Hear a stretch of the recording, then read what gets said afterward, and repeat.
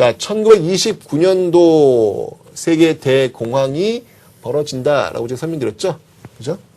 일본은, 미국 같은 경우에는 뉴딜 정책 이런 걸 통해 가지고 지금 공황이라고 하는 건 여러분들 뭐예요? 공황이라고 하는 거는 수요와 공급 법칙이 깨져버린 거예요.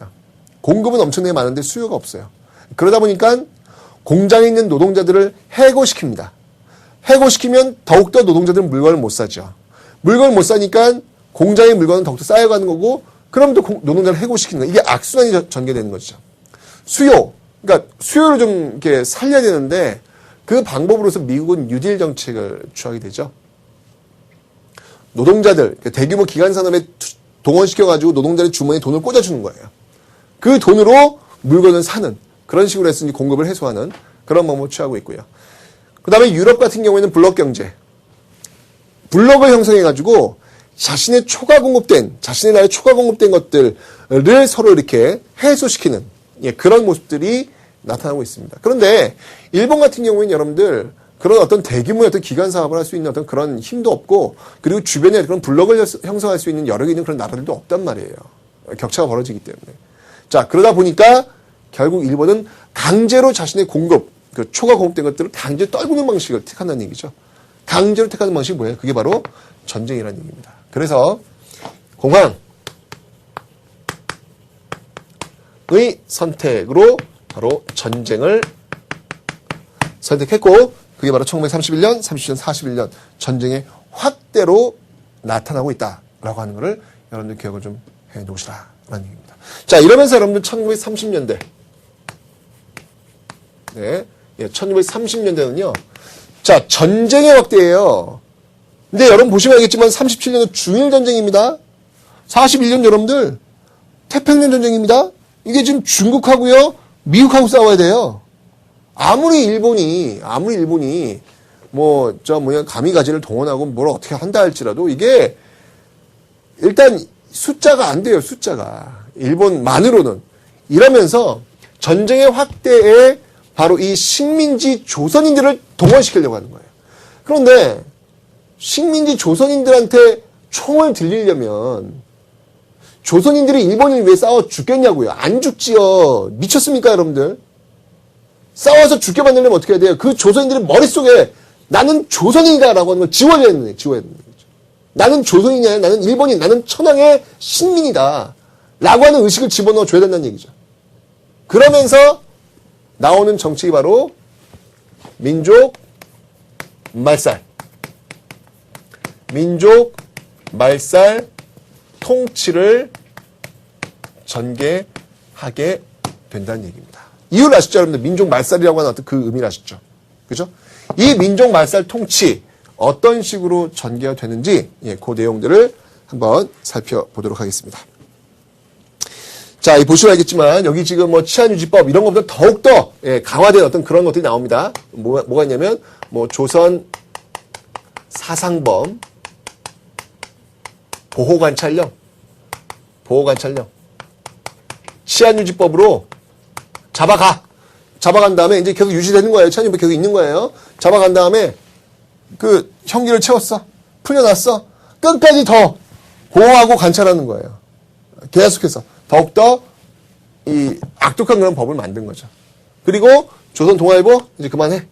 조선 동아일보 폐간. 동아일보의 폐간. 이런 모습들도 나오고 있고요.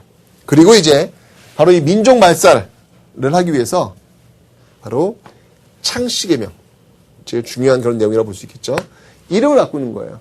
조선 사람 이름을 일본식으로 이름을 바꾸는 거죠. 창씨개명. 이 창씨개명에 앞장섰던 조선인들이여 이름을 바꾸라. 이 얼마나 큰 은혜인가. 조선인들이 드디어 일본의 이름을 가지게 되었다. 이게 얼마나 자랑스러운 일인가. 우리가 드디어 일본의 식민으로 우리가 인정되는 것이다. 이게 얼마나 자랑스러운 일인가. 라고 떠들어했던 그런 인물들이 있죠. 그 대표적인 인물이 누군가요? 바로 조선이 낳은 천재라고 이야기하는 이광수. 예, 이광수. 뭐 알잖아요. 이광수의 작품들 많이 알죠, 여러분들. 그 이광수가 자신의 이름을 바꾸면서 창씨개명에 동참할 것들을 이야기합니다. 이런 사람들은 민족반역자 맞죠, 여러분들? 네. 창씨개명 있었고요. 그러니까 기록으로 남긴 그런 어떤 친일 인사들에 대해서만큼은 이건 어떻게 빠져나갈 그런 방법이 없다. 분명히 거기에 대해서는 지식인들로서 책임을 져야 된다라는 생각이 듭니다. 그게 올바른 지식인의 모습이 아닐까라는 생각이 들어요. 자, 창씨개명 있고요. 그 다음에 이제 궁성요배도 있고요. 궁성요배. 궁성요배는 뭐냐면요, 이게 뭐 일정한 시간이 되면 사이렌이 울리면서 일본 천황이 있는 곳을 향해서 절을 하는 그런 모습이죠. 그 다음에 이제 황국신민의 서. 황국신민의 서. 나는 일본 제국의 신민입니다. 자랑스러운 신민입니다. 이런 것들을 외우도록 하는, 이런 것들을 통해 가지고 이름도 바꿨죠. 내 머릿속에 나는 끊임없이 일본 신민입니다라는 걸 계속해서 강요를 하고 있죠. 일정 시간만 지나면 일본 천황한테 지금 절하고 있는 모습들이 있죠. 행동과 의식과 이름, 이런 것들을 통해 가지고 일본인들로 바꾸어 놓아서 이들이 전쟁터에 나가서 바로 대일본 제국을 위해서 이 한 목숨 기꺼이 바칠 수 있는 그런 군국의 하나의 꽃으로 변신할 수 있는 그런 조선인들을 만들려고 지금 발악을 하고 있는 겁니다. 발악을 하고 있는 겁니다. 그리고 중요한 건 이름만 바꾸면 안 되죠. 조선을 없애야 합니다. 그래서 1920년대 살짝 조선어 필수 과목 해놨던 거 저거 이제 다 조선어 교육 금지. 조선어 교육의 금지로 나오는 것이죠. 이런 조선어 교육의 어떤 금지 속에서 나왔던 그런 사건이 뭐였습니까? 그게 바로 조선어학회 사건. 조선어학회 사건. 이건 제가 나중에 또 한번 설명을 드리도록 하겠습니다. 이런 식으로. 이 조선어학회 사건 같은 경우는요, 말 그대로 조선을 연구하는 그런 학회예요. 학회인데, 이게, 이 치안유지법 적용을 받습니다. 치안유지법 적용을 받아요. 이 치안유지법은 사실은 이념, 사회주의, 이런 사람들한테 적용되는 법인데, 단지 조선어를 가르쳤다라는 어떤 혐의, 그 조선어를 통해 가지고 뭐 독립운동 세력들을 뭐 규합하려 했던 그런 혐의를 이제 뒤집어 씌우는 거죠.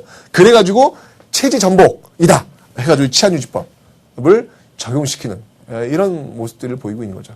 난데없이 이 사람들은 뜬금없이 그냥 사회주의 이런 어떤 그 혐의를 받는 그런 모습들로 가는 모습들도 나타나고 있더라. 어쨌든 이런 과정을 통해 가지고 조선인이라는 의식을 지우려고 했다라고 하는 거 여러분들이 기억을 좀 해놓으시면 되겠습니다. 됐죠?